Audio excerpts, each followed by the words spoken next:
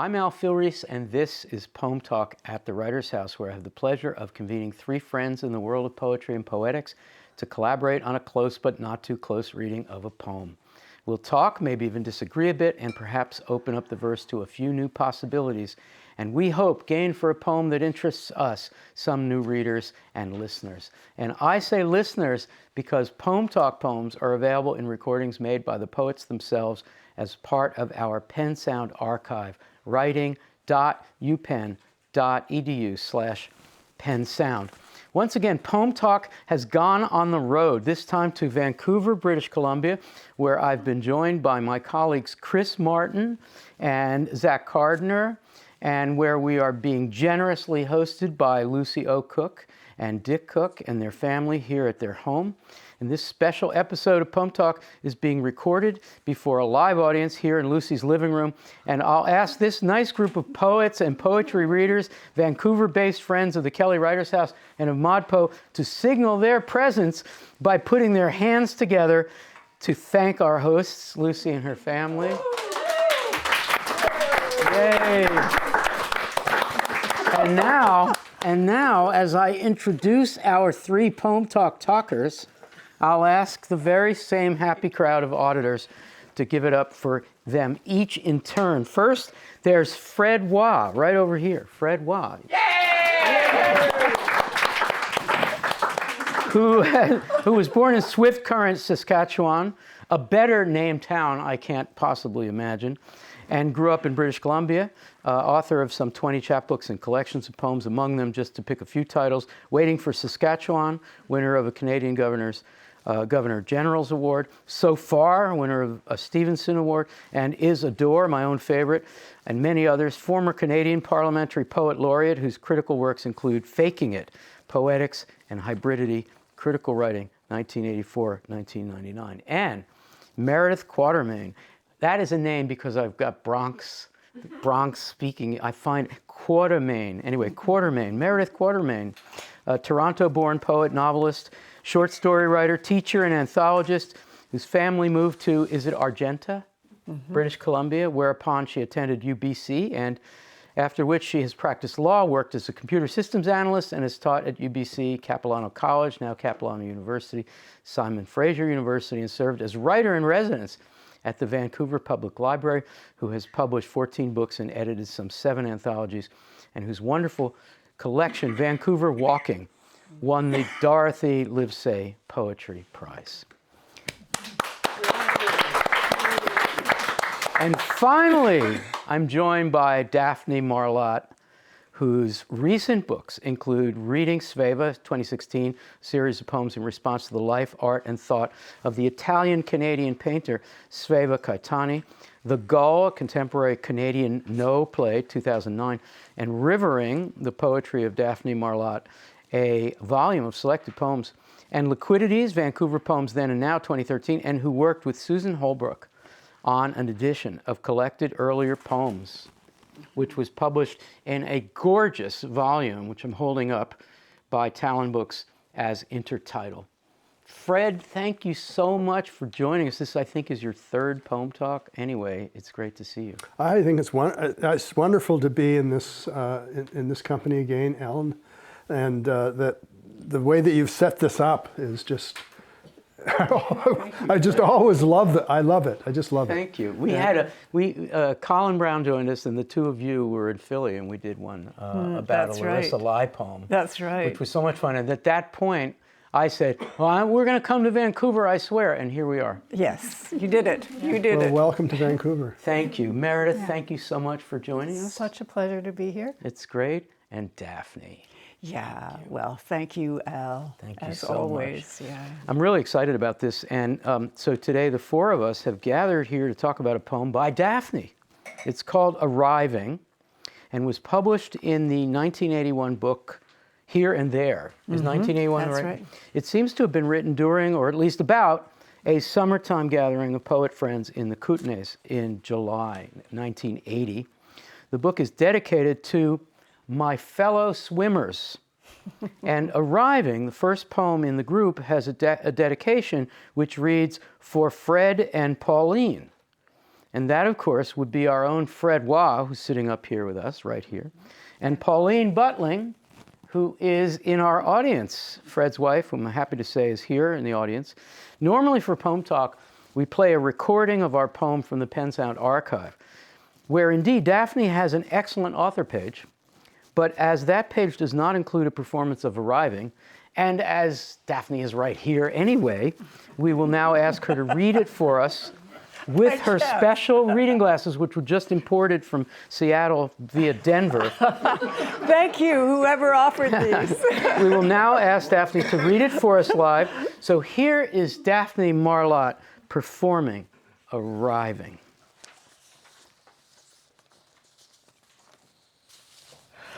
Arriving for Fred and Pauline.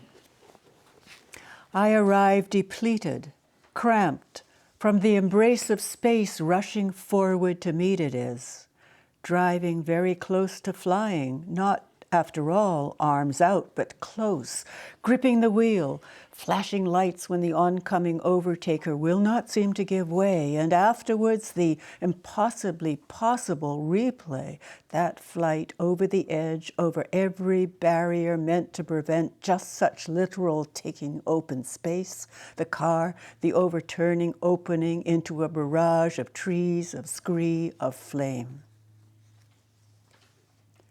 Not curb, which forms part of a gutter, but those curved hindrances to flying off the road, the barricade, once earth-filled barrels, earthy, keep your feet on, in this case wheels, as wheels perhaps have made those breaks in the asphalt painted white or yellow color of warning, keep to your side, those black bituminous falls, whole side of a hill slipping in miniature, whole side of a mountain dropped down on the Hope Princeton.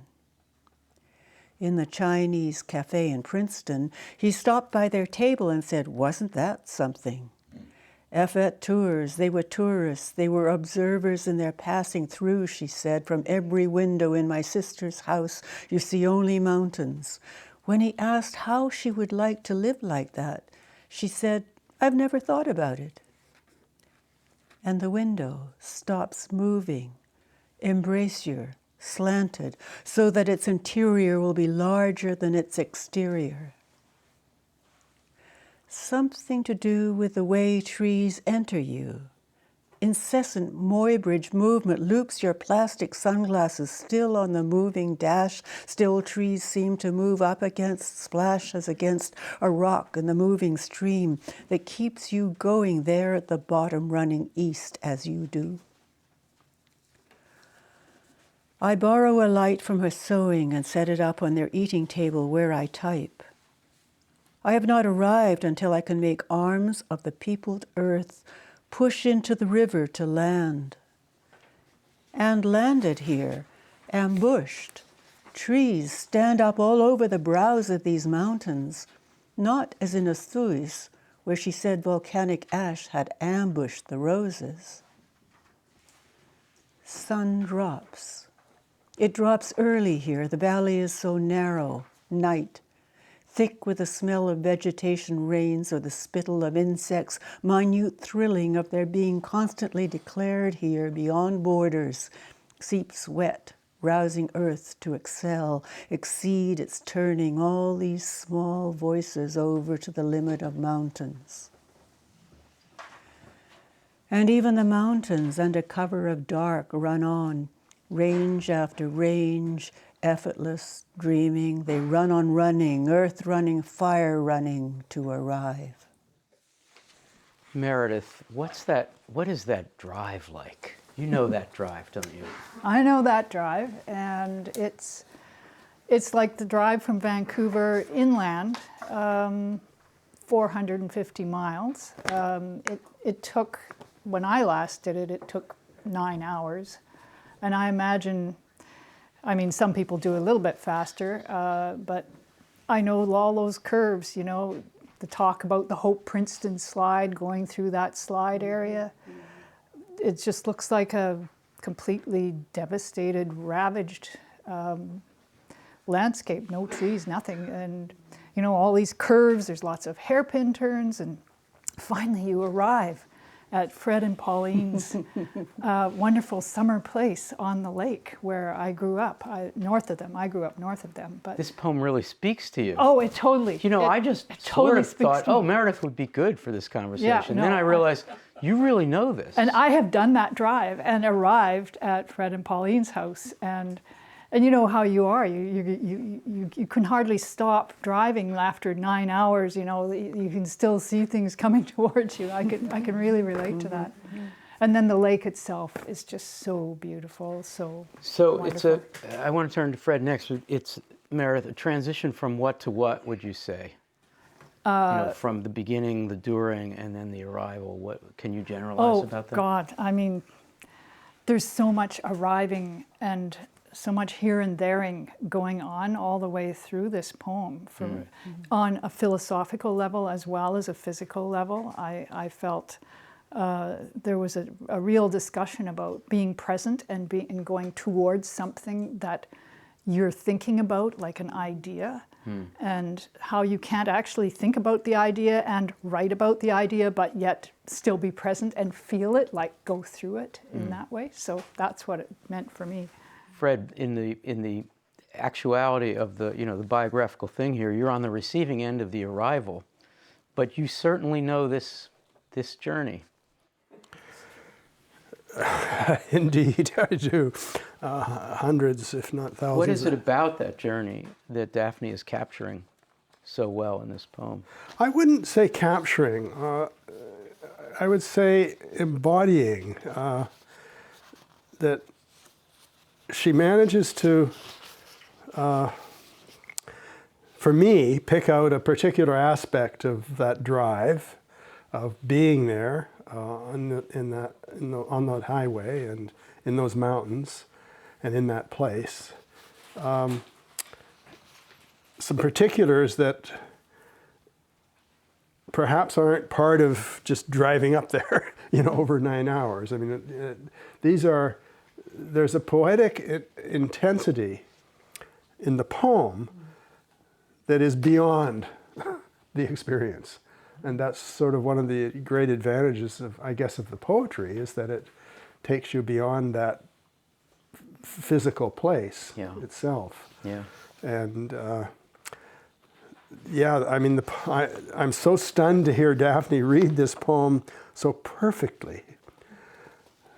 I'm amazed to hear her voice articulate this language in such a perfect way, because when we read the poem on the page, it's a complicated poem. It's syntactically, the words don't follow as easily as she knows they're there.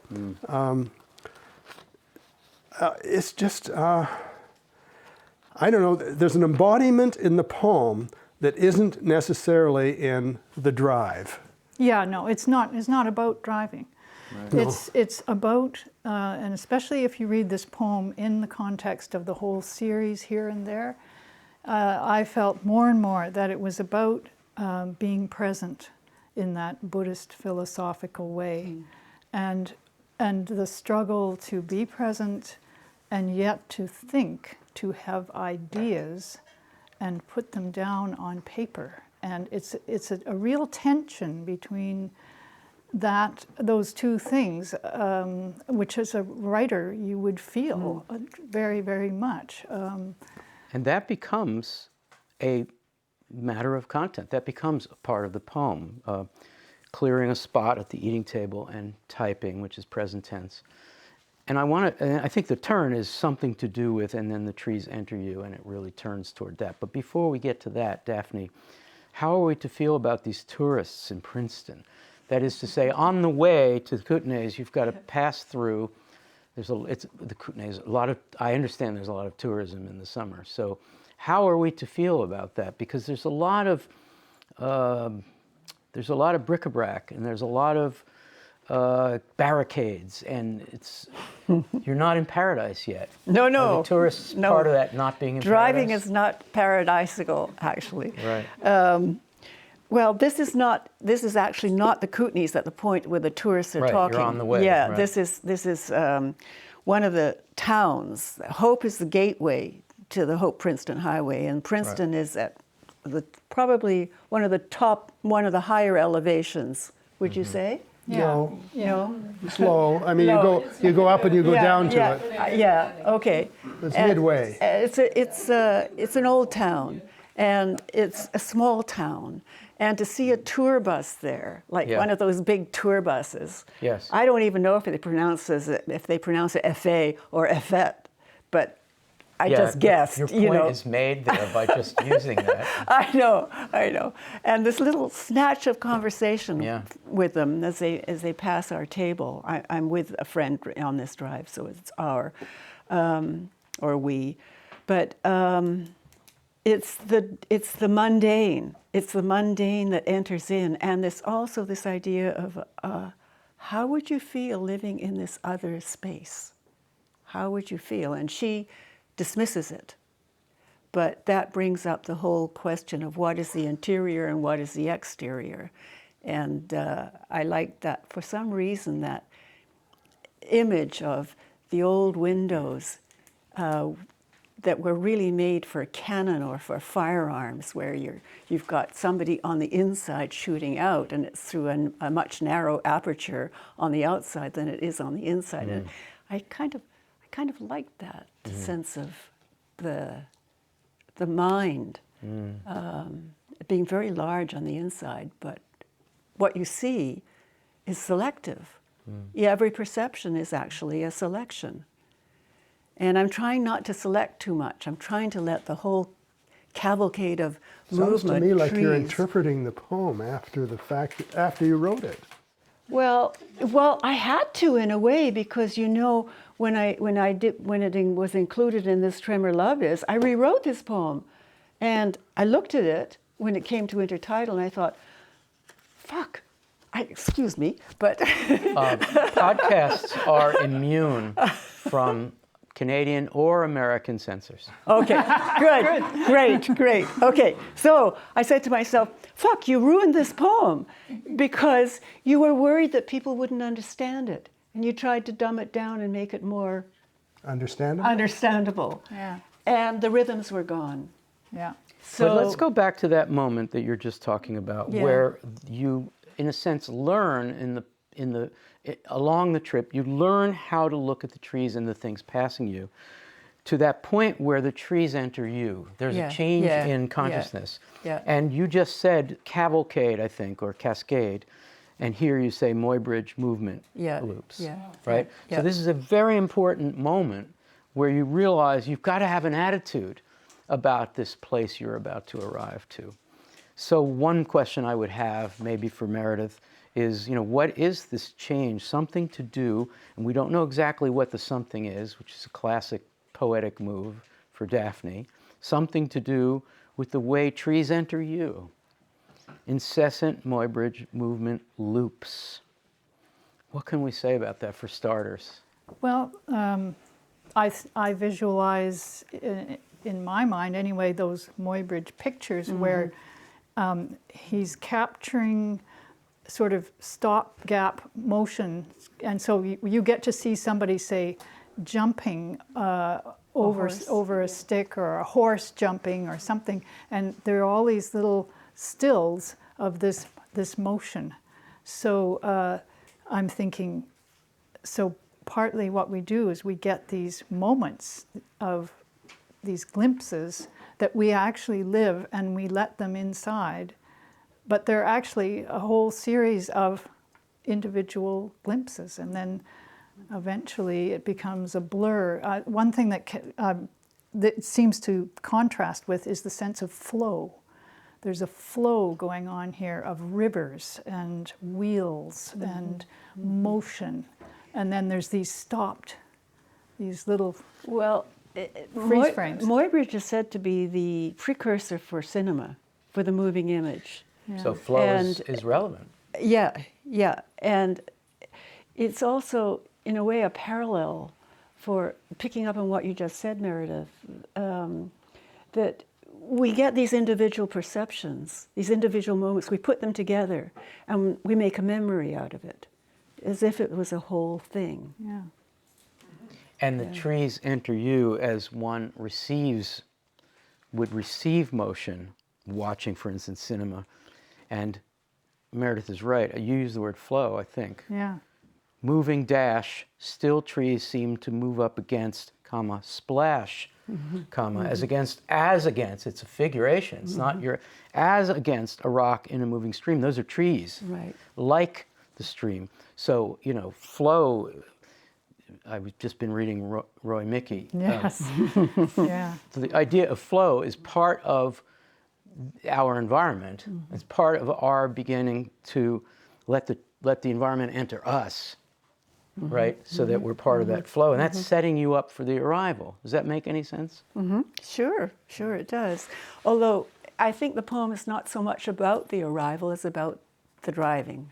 Right. It's about the movement of I should have aiming said towards arriving, something. not arrival. Yeah. Which is a process, yes, right? exactly. Yeah. Okay, Fred, we get there, and in the stanza that begins, I borrow a light from her, I'm going to assume that's Pauline, from her sewing, and set it up on their eating table. So Daphne almost immediately is ready to write. This was maybe Raised what?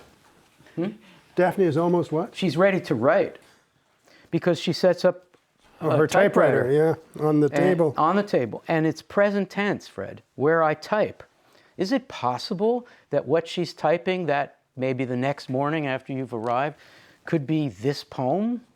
Or, anyway, a poem about arriving? I mean, there's a metapoetical Well, there's reference. the poem to me is a movement from participle to verb. I mean, it starts out with this quizzical arriving, and ends up with to arrive. And so and although the arriving itself is kind of behind the scenes, Yes. it's not really about arriving. It's about being at every moment. Right. Right. Well, what is all this stuff about setting up a typewriter and typing? Presumably, well, the simplest reading of this, which might be mine, is arrival. Whew, I need to write this. It's going to be part of the flow. I told you it was simple. Because what's that next line? I'm going to read the next line and ask all three of you to comment on the next line, okay? I have not arrived. So I sit down at the table where I type, present tense, as if I'm now typing. You are reading this as I'm typing. I have not arrived until I can make arms of the peopled earth push into the river to land and landed here. All right, who wants to start on that? Meredith, can you make any sense of that? I thought about this a lot. The arms of the peopled earth, because the way I got to it was actually by reading some of the other poems in the Here and There series, and there's a poem called Here, and it refers to a mound that a beaver lives in as a mound of arms. So beavers lived in cut up trees, like chopped up trees, right? And I thought, oh, the peopled earth, the arms here are like the arms of trees. But also I felt this contrasted with the arms out in the first stanza where she imagines flying, but not. So if she's flying off the edge of the road, she's with her arms out, versus this other situation here of people that are grounded, that have arms, that are in a way trees. Trees have those, but that's the way I imagined it. But this is probably completely made up, but That's interesting, that connection. But I'm actually using arms here in terms of arms of land. The river, at certain points, has crossings. And arms, I mean, there is a dam, but yes. And there's... Well, why didn't you say so? No, you're supposed to have necks of. Well, I think of it as an arm of land. So why does Daphne write arms of the peopled earth rather than arms of the earth? Because she's running along and she doesn't know how to stop. You mean typing? Because this is not. That's right, Fred. Yeah. No, this is. The arms are not meaningful in any. I mean, of course they are, but it's just the poem. The poem. What's happening in the poem is that all these words are coming one right after the other. Right. Right. Part of the flow. Yeah, and it's a flow. Yeah. And to put them together and try to quote unquote interpret them is I think a misrecognition of the improvisation of this poem, which is its own composition. Right. And if you stop to worry about what are those arms, Right. you're in trouble. Fred, I didn't ask what. Yeah, I mean, and we I found didn't out how much trouble we're in because she meant something else. In fact, who cares? How often does PoemTalk feature the poem of one of the poem talkers? Not very often. This is a very special situation. Yeah. By the way, for the record, I didn't say what it meant. I didn't say what the line meant. I was asking us to try to understand, how it is organized or what it is doing. And I think what it's doing is miraculous. After the typing, I have not arrived. The poem's called Arrival, so I have not arrived until. Arriving. Sorry. Yeah, that's an important and difference. Here we are at this moment when she's saying, there's no arrival yet. There's no arriving until, and then that's going to be important. I mean, your red flags have gone up. Whatever she says now is going to be important to the poem. And what she says is, not until I can make arms of the peopled earth push, a very belated verb, I assume push is an active verb there, not a noun, into the river to land, which reproduces the Muybridge flow that we saw earlier. Fred, yeah, I mean, we're not talking about what it means. We're talking about it as a piece of writing. Oh, okay. You're trying to interpret it. You're trying to put it together. And I don't think that my own sense is that to be responsible to this poem as an improvisation, Yes. I need to pay attention to the fact that all those meanings or the possible contexts and contents are they're not central. What's central is the next word. What's central is At any point. At any point, and what moves, and so It's and movement, what moves on. And if I stop to try to put it together, it kind of ambushes me. Oh, I see, Fred. You're chastising us for focusing too much on what words means, and then you use the key word of the poem. Okay, you're on, Fred. Tell us about ambushing. Touché. I mean, isn't that a great moment? Isn't it? We've got somebody, presumably Pauline, has talked about, the ash messing up the roses. No, it's or not some- Pauline. somewhere- No. Somebody on the somewhere road. else. Somebody on the road. Yeah, right? yeah, Right, that's right. right. But ambush That's had a different cafe because this is in a Suisse. Oh, okay. You stop. You make these stops. It's 9 hours. Right. You make these stops and you pick up And we bits haven't of arrived yet. conversation. No, we haven't arrived yet. It's 9 hours. Right. Okay. And landed here, period, ambushed, meaning I'm tired. Right. Yep. Yep. And then ambush comes back. Right. Okay. How you doing? Well, it's interesting to hear these divergent ways of approaching the poem. Yeah. I mean, I really think that, and I'm very interested in how we read this poem as an improvisational poem. Reading improvisation is, I think, it's possible to read improvisation differently than we would read a lyric poem or a poem with a kind of context or a content. So this is a composition, and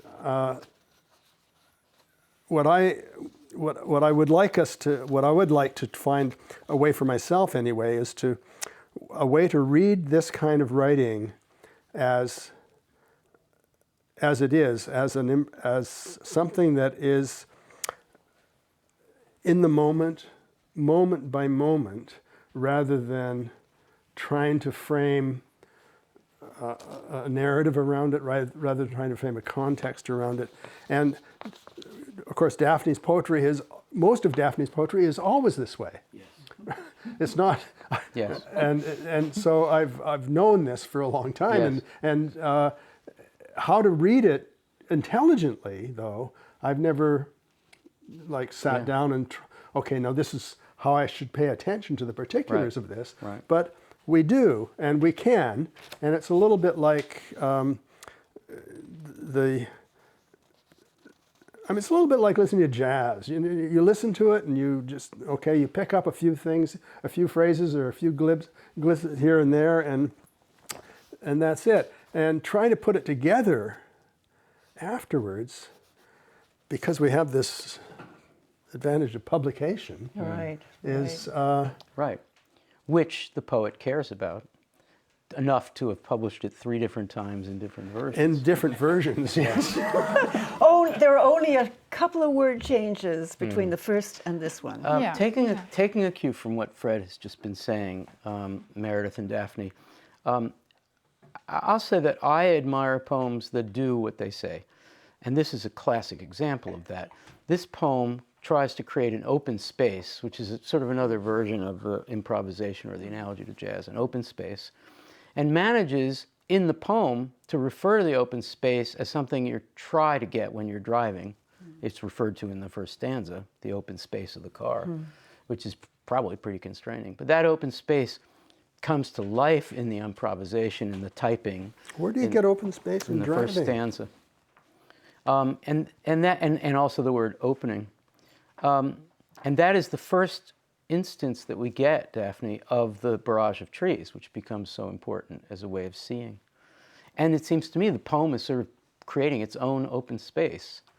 Well, it's ongoing moment by moment space. Right. It's spacing, not spacing out, but Right. spacing into. Right. So, yeah, it was a very improvisational piece. And the fact that it's called Arriving, which does not suggest that crunch of, okay, I'm here. Because, There's no such thing as because that. it's very difficult to actually feel that after a 9-hour drive. You feel like you're still in motion. You're full of the images of the trees and don't forget that most of this drive is past masses and masses of forest. So you've been going through that.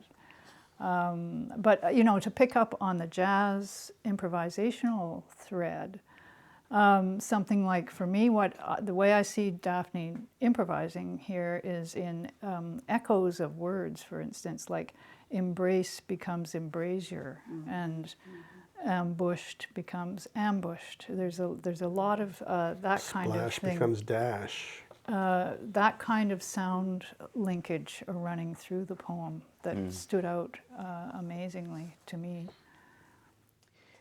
Daphne, would you mind reading the last stanza for us? Because I think it really does what we've been talking about. Things are tumbling forward, phrase by phrase. There's even dreaming in there. I would love to hear it again, and then we can talk about it. Okay, I have to read the stanza before that to get to Great. it. Okay. Sun drops. It drops early here. The valley is so narrow. Night, thick with the smell of vegetation, reigns, or the spittle of insects, minute thrilling of their being constantly declared here beyond borders, seeps wet, rousing earth to excel, exceed its turning all these small voices over to the limit of mountains. And even the mountains, under cover of dark, run on, range after range, effortless, dreaming. They run on running, earth running, fire running to arrive. Yeah. Okay. So one of the things I notice in your work is an enormous tension between the pull of syntax to go on and line breaks and punctuation. And there's a good example of it in the second last stanza that you just read. Okay, so vegetation reigns o'er the spittle of insects, minute thrilling. You tend to want to stop at thrilling, as that's the closure of the image, and then but you rush on with of there being constantly declared here beyond the borders. That, and I saw that in other places as well. That same kind of wonderful play between the stopping and the pull of syntax that goes on past the stop. Well, this is the prose poem, though. This is also challenging the sentence, right? Challenging syntax to, although we get this very misleading fake punctuation that she inserts here and there to make us think we're reading, Those are little pauses, Fred. It makes it look like prose, right? It makes it look like you're reading something that's a phrase or a sentence, and it's not. They're rhythmic markers. You, above all, ought to know rhythm. No. You've misled us. You're setting bad tracks for us. The phrase we've been, I think Meredith in particular, in response to your reading of the end of the poem, talked about run-on Yeah. as a writing thing. And of course, running on is what she's perceiving of the experience of this environment. Yes. That's what I meant by, I love this poem because it does what it says. It does what And it it says. runs on because running on is the thing. It keeps you from definitively arriving because you're always running on. That's right. In the Muybridge sense. Well, I mean, right in the first two lines, too. From the embrace of space rushing forward to meet, it is driving, but it is driving is a sentence, right? And even though there's a period in the middle of it, you're pulled through and rushing on. And time works this way too, because when I first read the poem, the first couple of times, I thought, okay, we're going to get somewhere, and there's a narrative. You drive and then you arrive. The poem begins, I arrived depleted. So we're, it's forward, it's back. It's not about the sequence of this thing. No. I'd be really interested in how, someone who is looking in your Mod Po class, who's looking for poetry, comes on this and how they might read it, because this is a poem that I don't think you can stop. Like if you start, you have to keep going because it's just so leading, and there's no until there's a blank space at the end. Exactly right, and I think it's possible that someone who had no context and just came to the poem would do what you meant when you were chastising us for focusing too much on. I wasn't chastising you. I wasn't chastising. Yeah. Well, okay, let me restate it. When you reminded us not to do so much semantic interpretation, I think the experience of this is to get the flow of it. Yeah. Right, and to get the meaning of the title. And how to read that kind of poetry, I think, is important, because there's an awful lot of it around, and one of the problems with our readers of poetry is that they've been trained or educated to look for poetry occurring in a particular way, telling a narrative or telling a story or having an ominously predictable ending and so forth. And there's an awful lot of improvisational writing that's been going on for quite a while. And I don't think we've really keyed into how we can read this, how we can, the pleasure that we can get out of allowing ourselves to read something that is inconclusive, indeterminate, doesn't know where it's going to end. And doesn't get anywhere. And is open. Right. Yeah. Yeah, exactly. Meredith, I think you used the word Buddhist earlier. Arriving, the title, that word, can we figure that out a little more, talk about it a little more? We've talked about it already, so this is probably repeating, but it's not arrived and it's not arrival, it's arriving, a process. I came to the conclusion from reading this poem and the rest of the poem poems in the series Here and There, which keep coming back to being here and thinking about a there, or perceiving a there. And I kept feeling that what I was experiencing was the actual inability to arrive, because as soon as you think you've arrived, you are thinking an idea which is there and not here and not experience, right? So it's the tension between experience and idea for me that comes out of it. So how do we experience, thank you, how do we experience the word here? I mean, not just in the title of the book, Here and There, but here in this poem, in the bottom of page, what is that, 335 of intertitle, push into the river to land, and there's one of those periods that Fred was commenting on, and landed here. How do we read that here? How do you experience that here? Right here on the page, in the middle of a poem. And she's typing. Yeah. This is the improvisation at its best. Yeah. I landed here. This is where I am. Ambushed. It's tiring. Yeah. You know,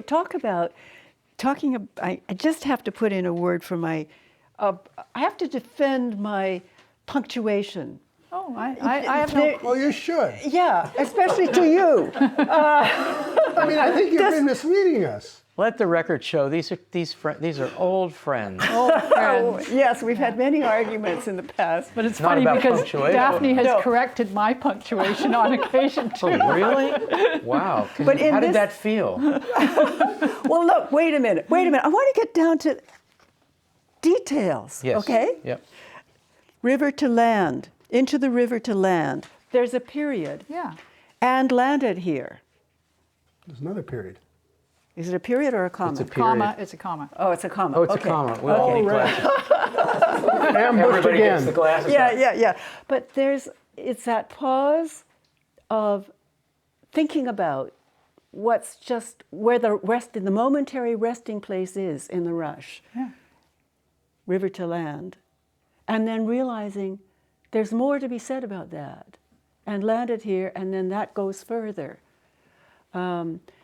Muybridge used, in order to do his movement photographs of a horse, apparently there was an argument about whether when a horse runs, all its hooves are off the ground Right, at the same yeah. time. Right. And some people said they weren't, and some people said they were. So what he did was he set up this ground with these little lines, wires across, and at each wire there was a camera, so that he could get, when the horse hit the wire, when the horse's hoof hit the wire, it would trigger the camera. So he had these successive moments all of this horse running, and he could prove that, yes, all four hoofs were off the ground at the same time. But it's like that's the punctuation. It's like these little wires that... Why didn't you just use the line? Because I'm interested in the way syntax moves forward, as you yourself just said. I think there's a little bit of Socratic pulling out this fabulous No, stuff going on. it's, Oh, yes. Yeah. He's good You've at been that. through this He's before? good at that. Devil's yeah. advocate. Daphne's sly. She's using prose. She's using prose as a way to present us the poem, which is good, fair enough. That's the prose poem.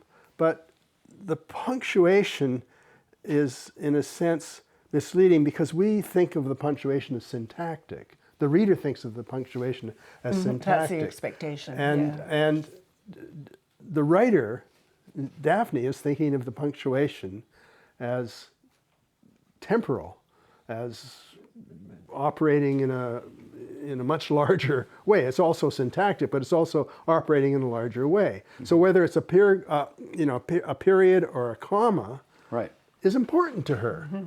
Absolutely. To me, it's just, oh, is that a phrase? Or is that a sentence? Is that what is that closing?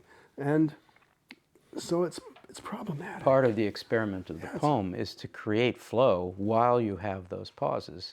And certainly we feel the flow there, and landed here, even though it's surrounded by a comma, a period to precede it and a comma after, and landed here.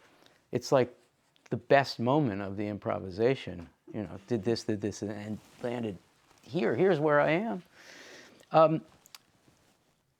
So it's dedicated to Fred and Pauline. Are they also the swimmers of the dedication? No, actually, they weren't the swimmers. No, Other no. people were Yeah, the swimmers. I was teaching a writing workshop that was Mm-hmm. also used oral history principles at the Kootenay Lake School of the Arts. That's why I was up there. Oh, okay. And so I was swimming with some of my students. And in that poem that Meredith mentioned, we were swimming at night, and there was a beaver house out there. David McFadden was one of the swimmers, the poet David I was going to McFadden. ask you who all the people were. And there's that's a poem for David and about David in a way. It's but there was this sense of, wow, in the dark we might just be swimming up against a beaver swimming. So there's that. That's exciting. Yeah, it was exciting. And then, of course, the freight train comes through, and then it shifts into this whole other thing. But Fred and Pauline were wonderful. They said, well, we're going to be away. You can stay in our house. And this was not the house that you were talking about, Meredith. No, it's not Dean's Heaven. Oh, okay. Yeah, It was it's their old house. the old one. Yeah. Yeah. Oh, okay. And it's up high. Yeah, I remember that. Yeah. And you get this beautiful view of the river. Right. And Fred actually enters into one of the poems as a trumpeter on the I river. wondered if Fred was the trumpeter. Yeah. Did he have his wah-wah with him? Oh. Yeah, that was a Bowering-esque pun. I should withdraw it. Before we go around with final thoughts about this, can we talk a little bit about the phrase "beyond borders"? I love this part where it looks like maybe night swimming there, or at least you're contemplating how dark it gets, how early it gets dark because it's a valley. The insects. Vegetation, the Yeah. insects, the rains, and their being, the insects with their minute thrilling, which is a sound, being constantly declared here beyond borders. What does that Seep mean? Sweat. Yeah. Well, Fred just took the words out of my mouth, but I wouldn't dare say it that way. I hear beyond borders, and I'm just stunned by it as a description of a very fairly clearly described location. This valley, a narrow valley. Yeah. And beyond yeah, borders, wow. Yeah. Well, The insects are that powerful. that Is this the pine beetle? it's not. It's before the pine beetle devastation. Yeah, much newer. This is 1980. About then. It's that sense of. That was a real Western Canada reference. Moment, yeah. Does anybody want me to talk about this or I not? don't think so. Oh, explain it. Let's just stipulate that someone out there listening to this will look it up. But why are why is the minute thrilling of these insects at night in the dark? Why is that beyond borders or declared here by? Al, use your imagination. If you're in a strange house Yeah. at night with the walls around you and you're hearing that noise outside, and you're suddenly realizing there's a whole world out there of beyond the insects walls. thrilling. Yeah. And rousing Earth Yeah. to excel. That is such a affirmation of the environment there, right? A border is different from a wall, though. Well, there's an underground that I never thought of here before that I caught. There's a biographical underground here with landed here. I was a landed immigrant until I became a citizen. And so borders It's a are meaningful word. important. Yeah. Rousing Earth to excel, that's a celebration. Exceed, it's turning all these small voices over to the limit of mountains. I like the way the lines exceed semantic paraphrasing. There's a reaching out to a world of living, teeming life outside in the insect world, beyond anything we can pin down in any way. And the syntax and the phrasing does that too. It refuses to be neatly packaged up in any kind of sentence. A parallel to arriving. Yeah. Well, And I was thinking of you as you were talking. I was thinking about you growing up in this area and hearing that noise in the summers and knowing it intimately. Yeah, well, it's, yeah, the whole deep connection, you do get that in the Kootenai Valley. You do get a sense of, you know, because you're just surrounded by thick forest and, you know, gorgeous lakes, insects, birds, you know, bears, cougars, and it's all happening. Right? Yeah. So different from the city. let's go around and each offer a final thought, something you wanted to say about the poem, but for some reason the conversation didn't get there. One last idea. Can be small or big. Who wants to start? Okay, I'll start. Okay. Because we never really did talk about that last stanza that you were interested in. Yeah. And there's buried in that is a nod to the Pacific Rim of Fire that we're all on the edge of, and the fact that I was driving into the Kootenays from a city that it has constant warnings about being prepared for earthquake. Vancouver. Yeah. We're in an earthquake zone. So, that means that tectonic plates have volcanoes in them. So there's that sense of fire always underground, always shifting plates, moving the earth.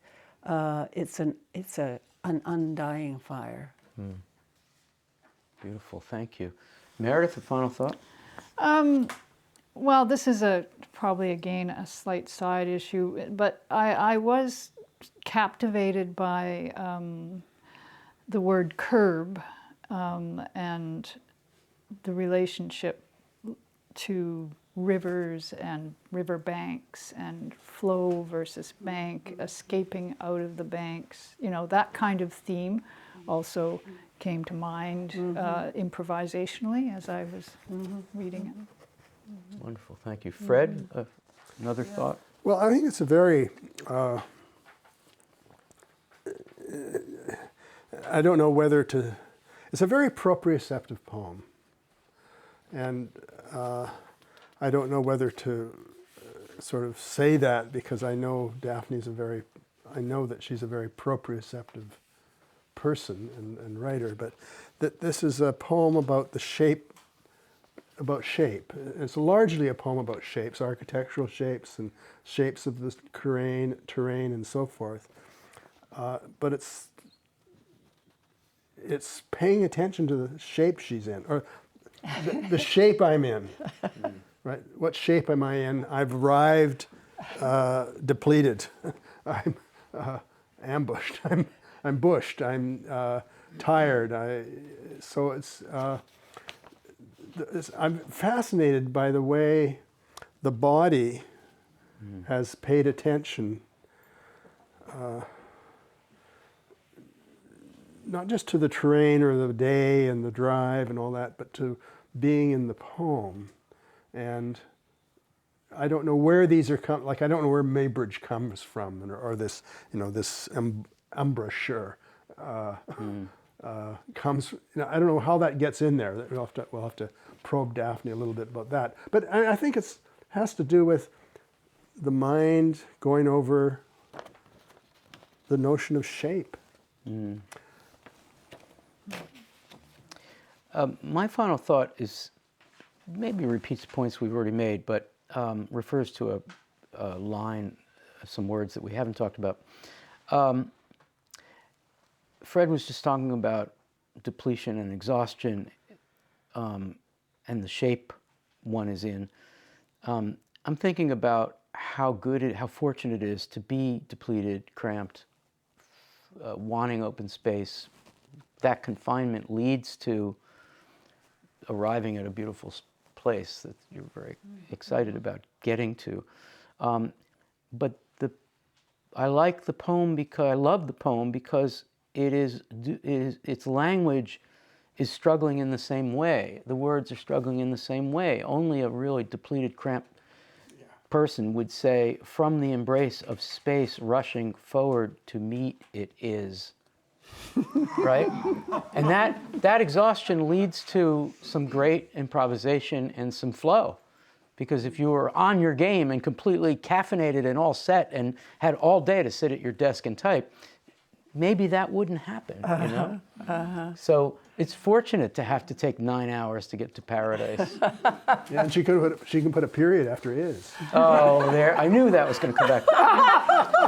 We like to end Poem Talk with a minute or two of gathering paradise, which is a chance, speaking of paradise, a chance for us to spread wide our narrow hands to gather a little something really poetically good, to hail or commend someone or something going on in the poetry world or the art world or whatever world you want to talk about. So, Meredith, are you ready to gather some paradise? Yeah, I can do that. Okay, great. I was just going to mention Jacqueline Turner's new book, Flourish. It's from ECW Press, 2019. And Jacqueline is a quirky, innovative writer, always investigates things, things that you might not think are like the hippest thing to do, but then you realize, oh, wow. And this book is about nostalgia.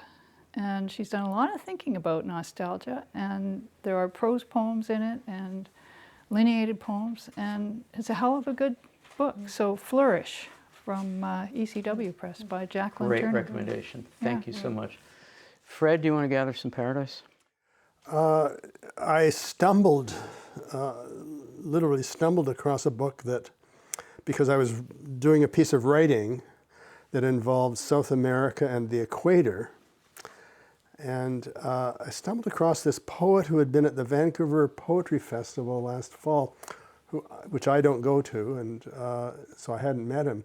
His name's Kai Callot. He's in Montreal. He's a Montreal poet now. Grew up in Red Deer, Alberta, I think. He's a mixed race person.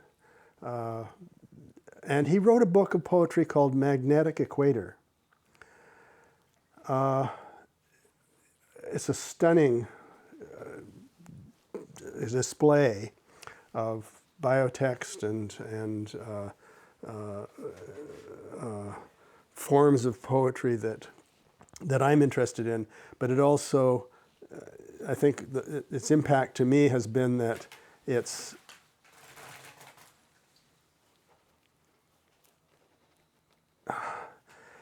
he's so, well, it's just an incisive book of poetry, a very incisive book of poetry. I've never met the man. Yeah. I've corresponded with him. And it's one of the exciting things about poetry, the poetry community, is that these things happen and they kind of grow. So it turns out that Kai and I are both involved in a collaborative project that we didn't know about, like we didn't know each other was involved in it. Oh, nice. And he's doing one part of it, cool. and I'm doing another part of it. And the poem that I was writing that involved the equator he came into it. Just like that's that weird coincidence. So That's really anyway, Kai Callot, Magnetic Equator. Fantastic recommendation. I'll also add that in ModPo, there's a video about a Kai Callot poem, actually two, that's been there since our trip to Montreal a year ago. I'm really happy to discover that work. Oh, gotta look at that. Yeah, really cool. Daphne, Oh, gather some paradise. well, it's not a very recent book, but it's one that I'm very excited about. It's a book that a friend brought back from England, Dart by Alice Oswald. Yeah, I've spoken to Fred about it, and he knows the book. It's an astonishing linguistic exploration of a river from its source to actually two streams that join down to the mouth. The River Dart. Yes, the River Dart runs through Dartmoor, and the language in it is incredible because it ranges from quite old-fashioned versions of English to Devonshire colloquialisms to these beautiful onomatopoeic words. And she took 3 years. She interviewed people who worked on the river or swam in the river or canoed on the river. And she has taken what they told her. So it's a kind of oral history in a way, but totally transformed into the voice of the river, which involves some of what was told to her by her interviewees. Wonderful And book. it's a transformation. That's all I can say. It's a linguistic transformation of a river. Something that very much interests you. Yeah, I mean, we were just yesterday talking about a poem about the mouth of a river. Yeah, Fraser River. Yeah. Well, I have some gathering paradise having to do with some people in the room in our audience. First of all, Marja Hindmarch. I want to recommend a poem talk we did a year ago about a poem called Kitsilano.